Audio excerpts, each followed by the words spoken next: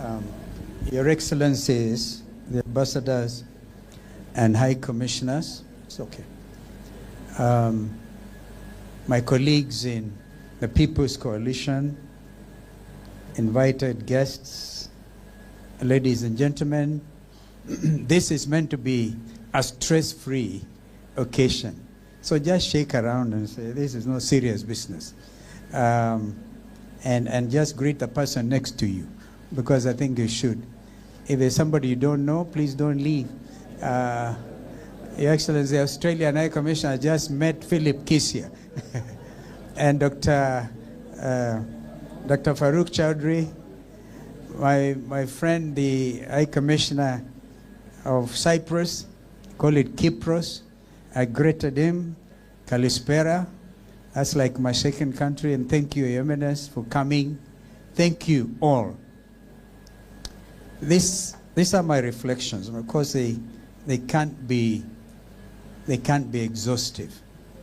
But before I do make a few remarks in that regard, I just received a telephone call from Fred Matiang'i.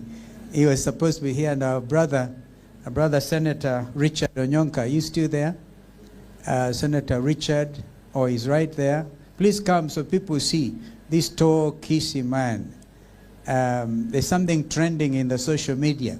Remember that speech. And it was amazing. Thank you, Richard, for being here. Our brother Fred has asked you to be here because he's on a long call with the World Bank in Washington. He's still out there until later in the year. And our friend Rigathi Gachagua could be on the way. And so let me start also by apologizing. In fact, that we have my sister Sally Kosgei's name on the printed list, printed program. I was meant to have gone to have tea with her before coming here. And I think my team were very, very excited that Dr. Sally Kosgei, who has worked for me for longest in the world of diplomacy, would have wanted to be here. And I'm sure after this, I'm going for my cup of tea with Sally. So as I listened to my colleagues and friends, I was wondering whether they are talking about me, actually. Yeah, look at you. Were you really talking about me? A guy from Muna in Sekuru. After Wamonyoro last Sunday, we all decided the next stop should be Sekuru. There's a village called Muna. And Muna actually means when you get to Muna, you get completely helped. You turn around. Your fortunes turn around. It's always nice to hear positive feedback from friends and colleagues, and I truly well appreciate it. I'm thrilled to see all of you here tonight. You've endured both Nairobi's traffic and weather. Nairobi weather is becoming like British weather. You meet a British man, they'll ask you, how is the weather today? Nairobi weather is becoming pretty much like the British weather. Thank you for trying, and you've all made it. That's your decision to join me this evening. Speaks volumes. Your Excellencies, party leaders, members of Parliament, members of the 4th and 5th Estates, dear friends, colleagues, and family. A month ago, on April the 10th, I quietly marked 20 years of diplomacy and 40 years of political dialogue. You've seen, you've seen that. My head was full of good hair when it started. To my wife Pauline, who is watching, thank you for being my life partner and my soulmate. You're the perfect description of that lady in Proverbs 31:25-28. She's clothed, I quote, with strength and dignity. She can love at the days to come.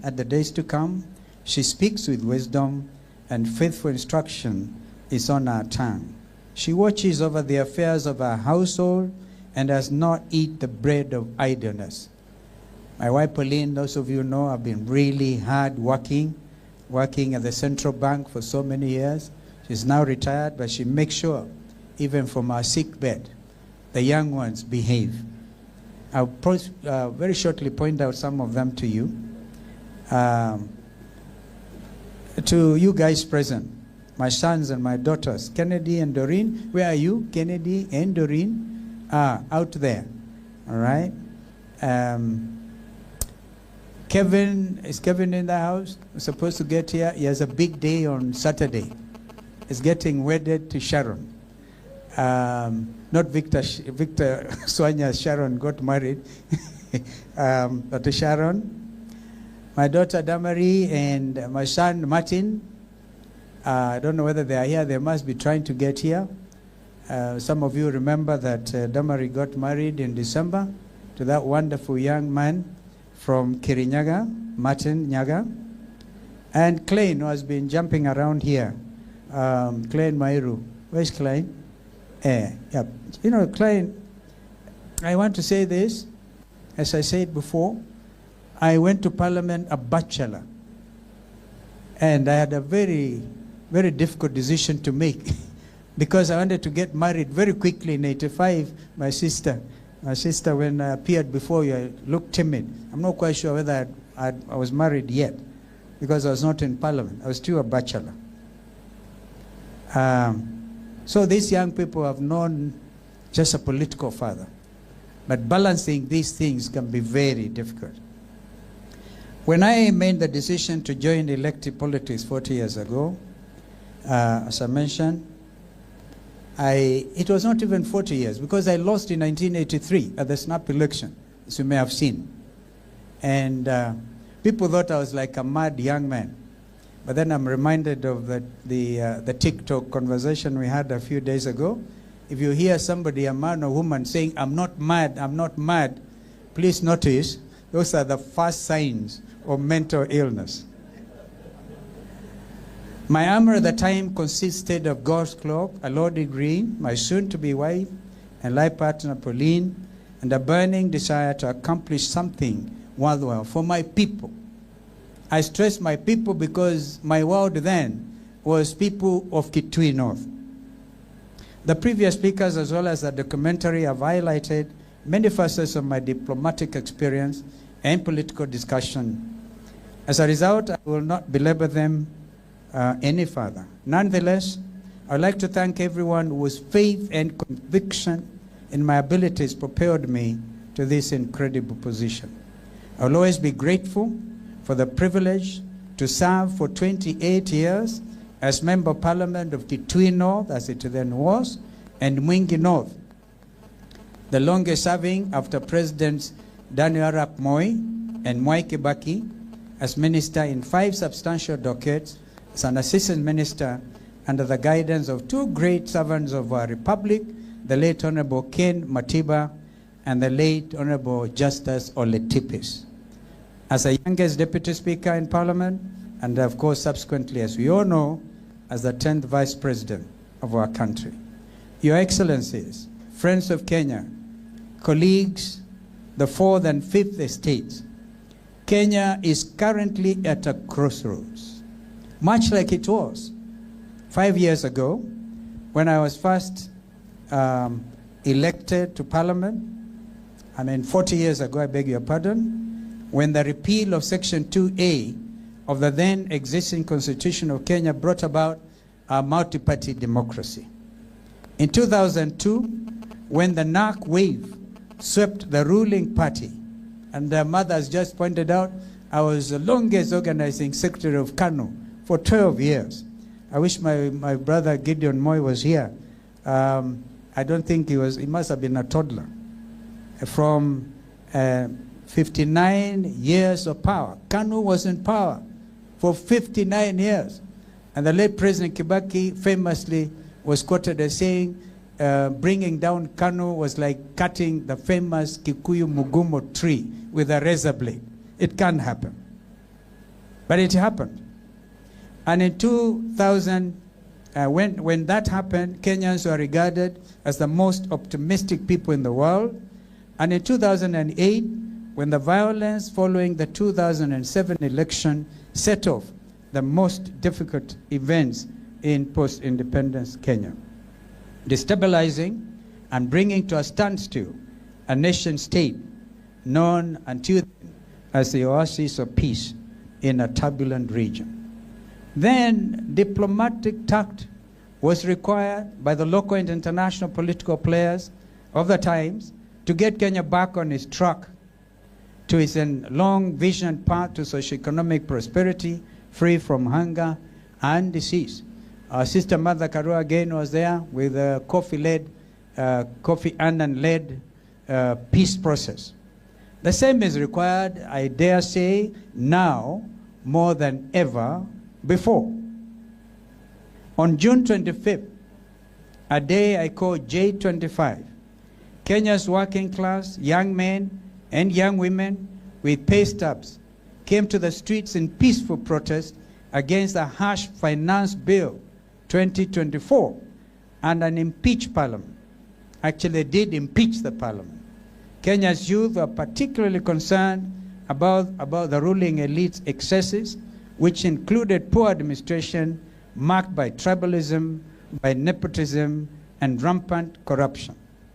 The tech-conscious, digitally savvy, and woke, quote-unquote, generation were astounded by leaders who loudly and at every opportunity said, I quote again, tighten up your belts.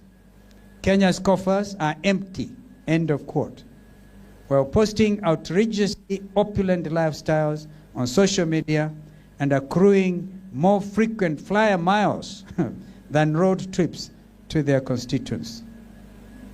Using social media platforms, the likes of X, Instagram, WhatsApp, Facebook, Telegram, and TikTok, they rallied behind the hashtag Reject Finance Bill 2024 and urged their parliamentary representatives to vote against the bill.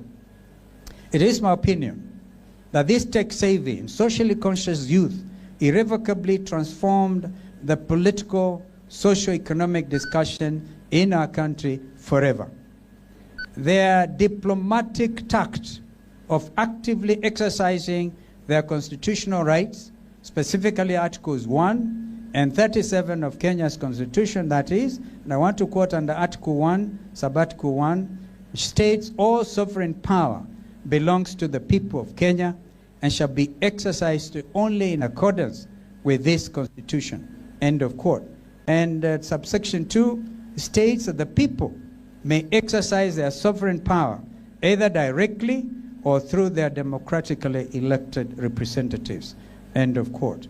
Further, under Article 37, every person has the right to peaceably and unarmed to assemble, to demonstrate, to picket, and to present petitions to public authorities. This call to action was keenly watched and followed by millions worldwide. It inspired many movements in Africa and around the world. Your Excellencies, ladies and gentlemen, the unnecessary and disproportionate increment in the use of excessive force by Kenya's police service should be a concern to all of us. During the protests in 2023 and in 2024, over 125 young Kenyans lost their lives to police bullets.